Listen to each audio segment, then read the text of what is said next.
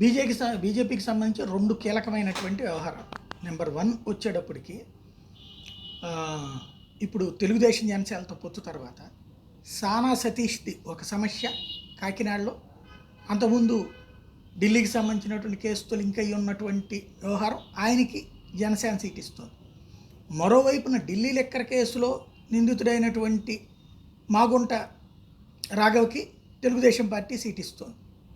ఓవరాల్గా 2 అంశాలు ఇక్కడ పక్కన పెట్టేసినట్టే.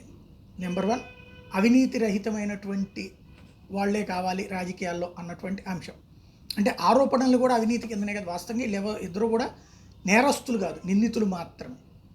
అయినా వీళ్ళకి సంబంధించిన ఇష్యూ ఉంది. రెండవ కాన్సెప్ట్ వచ్చేటప్పటికి మరో ప్రధానమైనటువంటి అంశం, ఏ వ్యవహారంలో అయితే అంటే కుటుంబ పాలన అంటూ ఏదైతే కేసీఆర్ గురించిన మరొకళ్ళ గురించిన మాట్లాడి ఇప్పుడు అదంతా ఏమీ లేదు అన్నటువంటి సంకేతం వెళ్తోంది.